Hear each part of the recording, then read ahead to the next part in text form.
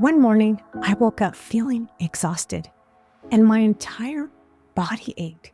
My first thought was, I must be sick, and I'll just have to let this virus work its course. But as 2 and 3 weeks went by, I noticed I'm not feeling better. Why isn't my immune system responding to this virus? Why am I not feeling better? In fact, I'm actually feeling worse. I used the excuse that I haven't responded to texts or voicemail messages because I'm sick and I need to rest. I also distanced myself from my husband and daughter because, of course, I don't want to get them sick too. But did you know that most viruses typically last a few days to 2 weeks? So what was wrong with me? It was menopausal-related depression. Yes, you heard me right. My symptoms are common among women aged 40 to 60 who are within the 3 different stages of menopause. So you might be asking, what's the difference between menopausal-related depression and depression disorder, also known as depression? Someone who's been diagnosed with depression disorder during an episode, they may experience a depressed mood, they may feel sad, irritable, empty, and they may feel a loss of pleasure or interest in activities. Those feelings can last most of the day, nearly every day, or for at least 2 weeks. A person who has depression disorder are prescribed medication and are actively receiving treatment from a therapist and a psychiatrist. But here's the thing, depression disorder can also affect other areas such as body pain, stomach issues, and more. So it's very important that you have an open communication with your medical providers. Meanwhile, menopause-related depression is caused by a reduction in estrogen and progesterone. The drop in these hormones can trigger mood swings that make you less able to cope with things you would have normally ignored. These hormone dips can set off menopausal depression episode. And here's something interesting. For those of you who are currently in perimenopause, did you know the same hormone that controls your menstrual cycle also influences serotonin, a brain chemical that is known as the happy hormone? So when your happy hormone drops, it can make you feel irritable, anxiety, and sadness. Serotonin is also responsible for your sleep cycles, appetite, learning, memory, and much more. So here's what I discovered. I found that subconsciously, even though my life, as I call it, was stress-free, I was creating my own internal stressors.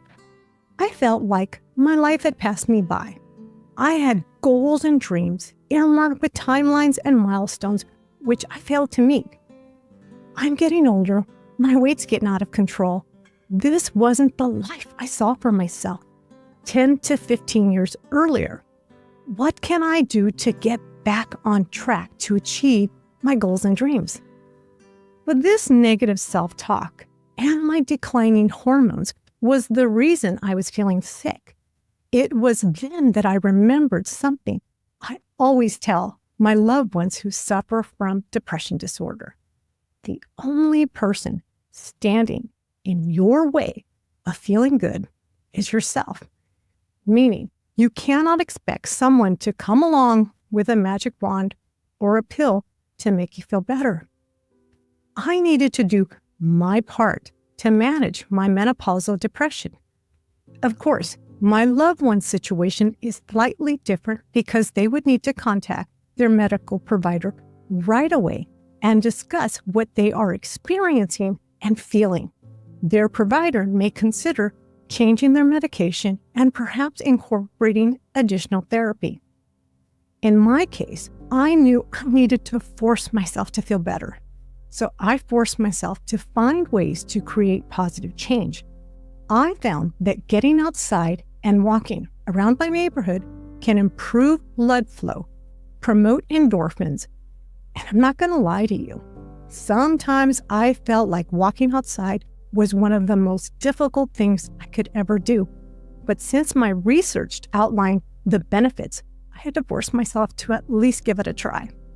My first day, I discovered once I got out into the fresh air, I noticed I was standing taller, which is what I refer to. My confidence was slowly being restored. I was no longer feeling sick. In fact, I was beginning to view life in a new light. Another thing I noticed was on the days that I walked, I had fewer hot flashes.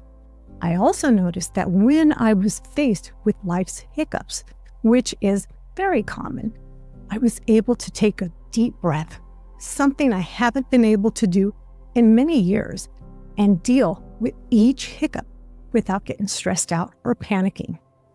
Another thing I noticed is that when I lay down in my bed at night to sleep, I was no longer struggling to fall asleep. I slept through the entire night without being disturbed with those pesky night sweats. This morning walk routine became the best morning ritual I needed to boost my energy and eliminate this brain fog that crept in about the same time as my menopausal depression. Another practice I incorporated into helping me control my menopausal depression was meditation. I had a prior guest who shared when she was diagnosed as being highly functioning on the spectrum as an adult, her life suddenly began to make sense. She developed what she calls her tools of resilience. One of those tools was meditation. She shared meditation helped her slow down her thoughts and spend time in stillness so she could become more centered with what truly was important to her. Jennifer Hill's description of her meditation practice helped her slow down her thoughts, and being still was a form of meditation that piqued my interest. I borrowed Jennifer's practice, except I added my own spin by speaking to God during my meditation practice. Meditation has given me inner peace, acceptance, and clarity. I found that this too helped me let go of my negative talk, improve my self-confidence, and eliminate my negative self-image of who I thought I should be or accomplish 10 to 15 years back. Another practice I added is focusing on getting at least 7 to 8 hours of sleep every night. I never realized how important sleep was until I interviewed expert Dr. Val Cacho, who's a sleep medicine physician. In our discussion, Dr. Val emphasized the importance of sleep and how sleep is essential for our bodies to repair cells, restore energy, and release molecules like hormones and proteins and clear out information we no longer need. Since I began my new sleep practice of sleeping 7 to 8 hours, I find that I have more energy, I'm happier, and that I'm able to handle life's challenges with ease rather than being an unpleasant person to be around when those challenges arise. I think this sleep practice has also helped me become my old self, who does not need to write things down because I retain information and tasks. My goal is to sleep between 8 and 9 hours, real soon. The last practice I adopted is taking evenings and weekends off and spending it with my husband and daughter.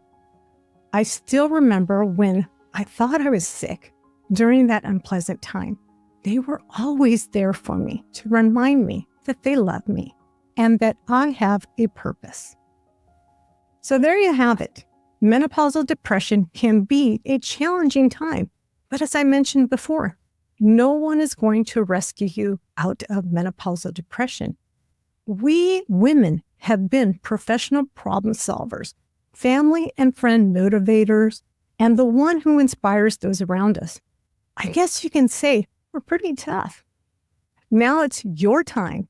You need to carefully put one foot in front of the other and be your own rescuer and challenge yourself to get those endorphins going.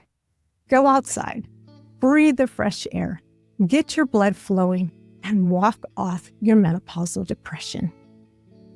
Again, menopausal depression is different than depression disorder, also known as depression. If you are currently taking any kinds of prescription medication to aid you with anxiety or depression, do not stop taking your medication. And always speak with your medical provider if you are feeling any form of depression, as they will assist you in finding the best solution for you. If you enjoyed today's information, don't forget to share, comment, and subscribe. If you'd like additional information, you can find that at createthebestme.com/EP104. If you want to watch my conversation with Jennifer Hill or Dr. Val Cacho, you can find those episodes below in my show notes. And don't forget to come back next week, as our guest will be Eva Lee Gertz, who is the founder of Sia Silk. Eva Lee created these beautiful masks with large eye cups for those of us who have long lashes and want to protect them, an adjustable strap that allows you to custom fit it, and 100% mulberry silk, which means it's good for your skin sleep mask.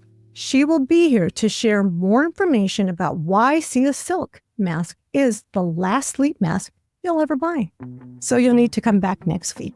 Until then, catch you next week. Bye for now.